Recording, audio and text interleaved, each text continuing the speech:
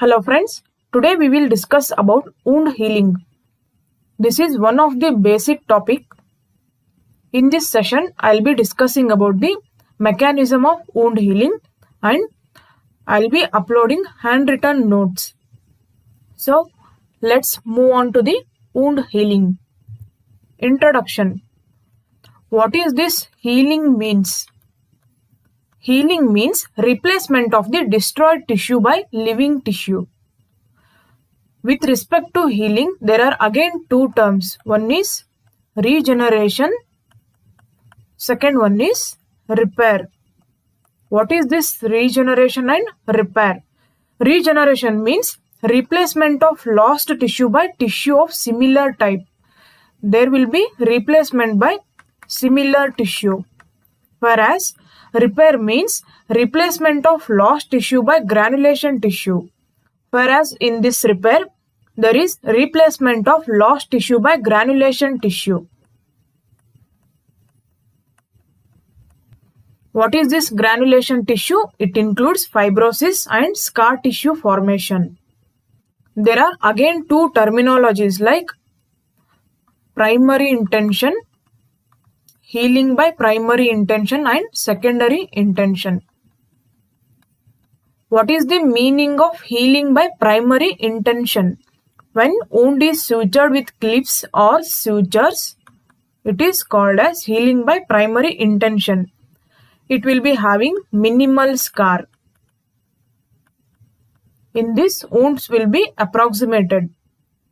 Whereas secondary intention means if there is irreparable skin loss or wound becomes infected, in that case, primary suturing is not possible. It will heal by secondary intention. There will be more scar and it takes longer duration to heal. Mechanism of healing. The basic process of healing is almost same in closed wound and open wounds with slight differences. First step is inflammation. This inflammation starts immediately after the tissue disruption. The platelets and clotting factors form the hemostatic plug. This is the hemostatic plug. This is formed by platelets and clotting factors. This will temporarily stop the bleeding. Inflammation means there are many inflammatory mediators. First inflammatory mediator is histamine. This is the primary mediator. It produces the local vasodilatation and it increases the permeability of small vessels. But this histamine is of short duration.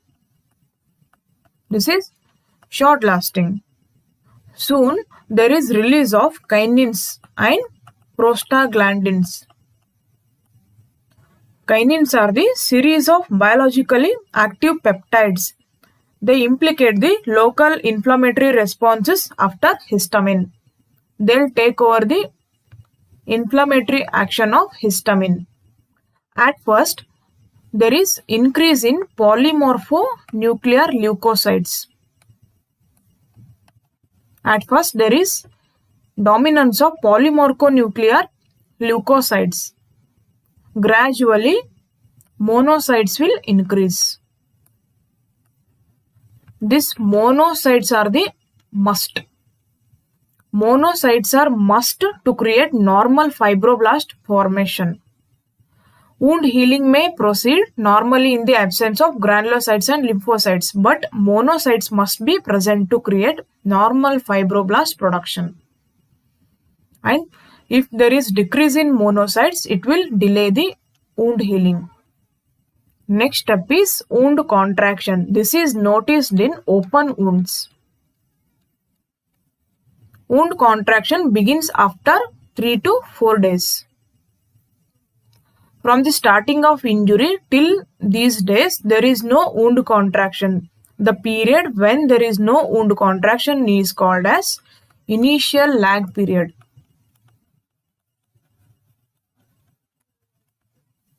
After this period, there is rapid contraction which is completed by about 14th day. And the amount of contraction depends on the amount of skin available. What are the causes for wound contraction? These causes are not yet confirmed. These are the probable causes. First one is there is removal of fluid by drying. Second one is there is contraction of collagen. Third one is there is contraction of granulation tissue. This is usually seen in open wounds with tissue loss. Next step is epithelialization. In case of skin wound, the epidermis immediately adjacent to the wound edge begins thickening on the first day itself. The edge begins thickening. This epithelialization mainly occurs by proliferation and migration of marginal basal cells lying close to the wound margin. This is mainly due to proliferation and migration of marginal basal cells. This is in case of skin wounds. If there is loss of skin, the dermal pits act as islands for regenerating epithelium. Dermal pits. But there is no regeneration of hair follicles or sweat sebaceous glands in new epidermis. There is no regeneration of hair follicle, sebaceous or sweat gland in new epidermis. Granulation tissue formation. Initially, after a wound, there is formation of hematoma. This hematoma within the wound is replaced by granulation tissue. This granulation tissue is nothing but the new capillaries and fibroblast. Initially, this granulation tissue is highly vascular. Gradually, it turns into avascular scar tissue. There are two stages. First one is stage of vascularization. In this, there is ingrowth of capillary loops and fibroblasts. Gradually, capillary loops differentiates and few will acquire muscle coat forming arterioles, whereas few will enlarge to form thin-walled venules. And the fibroblast gradually becomes larger to become elongated fibrocytes. From this fibroblast, there is formation of collagen. Again, in collagen, there are different types. Type 1, Type 2 and Type 3. Type 1 collagen is seen in tendons, ligaments, in skin and bone. Type 2 is seen in cartilage, mainly articular and costal cartilage. This type 3 is seen in aorta, esophagus and in uterus. In this stage of vascularization, there is ingrowth of capillary loops and fibroblasts. Capillary loops differentiate to form arterioles and venules. Stage 2 is stage of devascularization. In this, some vessels undergo atrophy, some shows end arteritis obliterans. That means lumen gets obliterated due to intimal proliferation. Gradually, this tissue looks pale.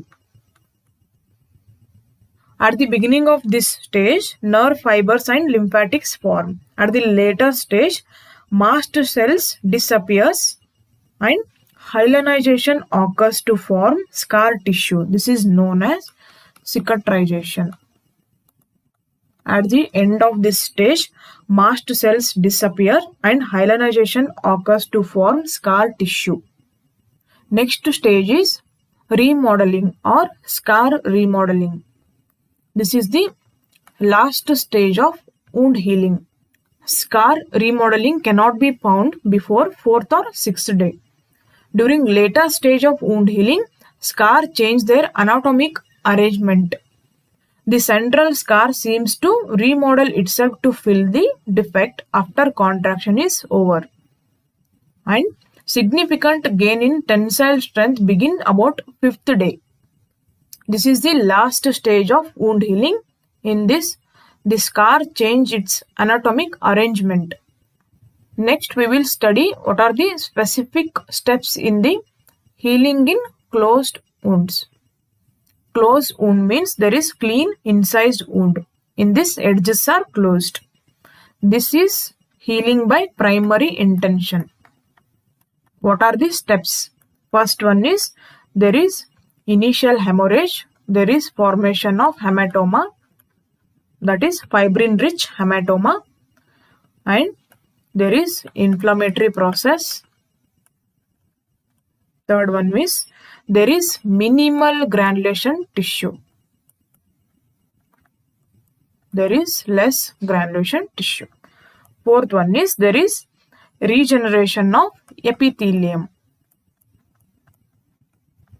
Epithelial cells gradually line the wound deeper to the fibrin clot. It also lines the suture tracts. What are the steps in healing by secondary intention, that is in open wounds? So this will heal by secondary intention. In this there is skin loss. This is also called as healing by granulation. First step is there is initial inflammatory process. In this, wound is filled with coagulum which dries to become scab. There is scab formation. In closed wound, there is fibrin-rich hematoma formation. In this, there is coagulum formation which dries to form scab. Second one, in open wound, there is wound contraction. This wound contraction is by stretching the surrounding skin close to the defect. There is no new skin production. Third one is granulation tissue formation. This will be more in open wounds. Fourth one is there is epithelial regeneration. Epithelium grows over the granulation tissue and also beneath the scab to complete the healing process. What are the complications of wound healing? We can see implantation cyst, and there can be painful scar. We can see cicatrization and keloid formation. Rarely it can cause neoplasia. Most common is squamous cell carcinoma. Next, we will study about the factors affecting wound healing.